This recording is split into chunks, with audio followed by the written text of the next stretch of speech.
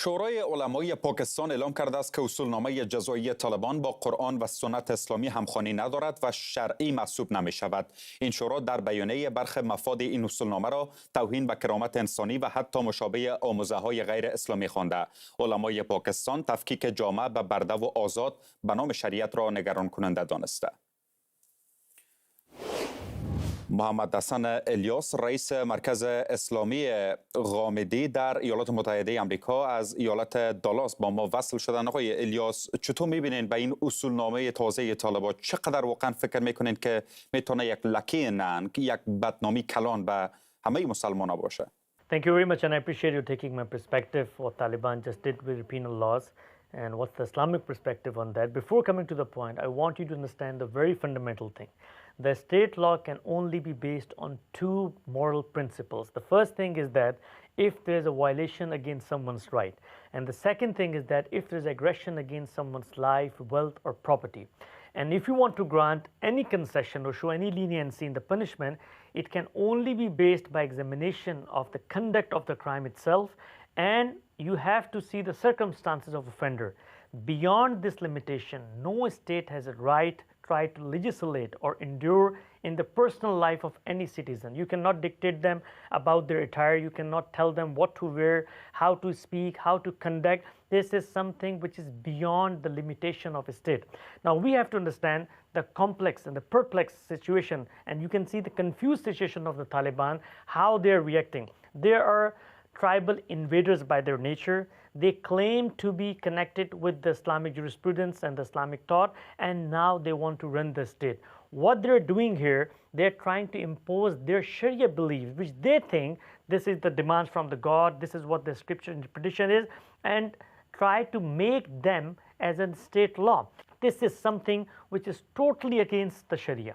The Sharia never give a right to anyone to invade in the private lives. And you know what is the root of their action? This is a misunderstanding of one instruction given in Quran. Amal bil ma'roof wa nahi anil munkar. It means you have to encourage the good moral deeds and you have to discourage the bad moral deeds. Now what Taliban understand from this perspective is that whatever their Sharia believes, these are the ma'roofs, and now they have a right to impose these ma'roofs on the common people. This is something which is totally against the Islam, against the universal moral principles, against the justice, against the limitation of a state. Now we have to understand why Taliban are doing this thing. They think we are the conqueror of Afghanistan, we are the ruler of Afghanistan, we have that right that we can impose our Sharia belief. As a scholar, if Taliban scholarship has a different perspective of any Islamic instruction, we can disagree with them on the basis of knowledge, on the basis of reasoning. But as a head of the state, the Taliban has no right to invade in the private lives or try to impose their Sharia beliefs. They can keep their Sharia beliefs whatever they want, but they cannot impose on the public. So this is the fundamental disagreement, and they did not understand this thing because they don't see state as in a state. They see state as in property. They earn that property, and then they will run how they want to run the property. And I think this is the time for the traditional scholarship to think and ponder on this point. If you don't believe in the democracy, if you allow them to invade on the basis of aggression, on the basis of the power and battle, so then these things will be happen. Anyone will come with these sort of ideas and try to impose their Sharia beliefs. And for the international community, it's also giving a very, very negative message of the Muslims. And we are telling, as a Muslim, if we get the power, this is what we will gonna do. So I think this is a time for Muslim scholarship to come forward and try to condemn the core of the Taliban principles, not try to just cosmetically say this is against Islam and what Taliban is doing, this is not aligned with the Islamic ideology. We need to condemn from the core that their rule is totally illegitimate in the eyes of Islam. No one has a right to rule any nation without the people consent. And we need to tell that the only way is a democracy. خب طبقه بندی را زمانی که شما میبینین در این اصولنامه جدید طالبان واضح دیده میشه که مردم به دو دسته تقسیم میشن، ارباب و برده. چقدر واقعا فکر میکنین که در حال حاضر در ادیان حاضر در تمام دنیا دیگر تقریبا چنین چیز نظیر داره؟ آیا فکر نمیکنین که ساخته و بافته خود طالبان است؟ Again, this is the irony, they have distributed the society into 4 segments. And the top one are the nobles, which are scholarship, the ulama, the Taliban themselves.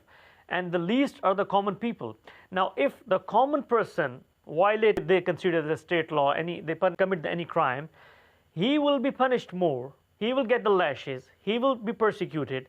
And if the noble, if the scholar did anything, they can just call him to the court and advise them and let him go. Now, the thing is that if you are persecuting on the basis of knowledge, the nobles have more knowledge, the scholarship has more knowledge, then you have to punish and convict them.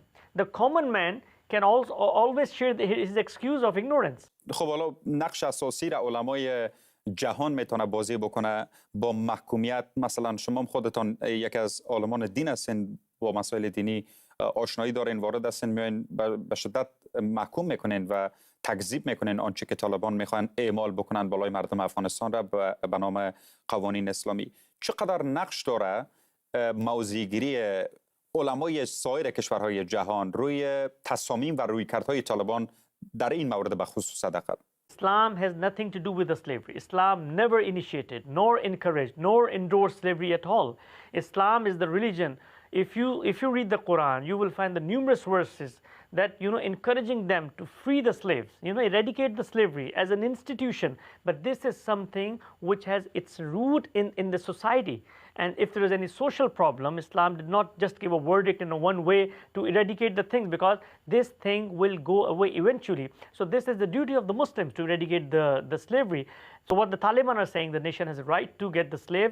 Islam never endorsed this thing. This is something which is totally against the Islamic principle. حسن الیاس، رئیس مرکز اسلامی غامدی در ایالات متحده آمریکا از ایالت دالاس، سپاسگزار حضورتان در برنامه.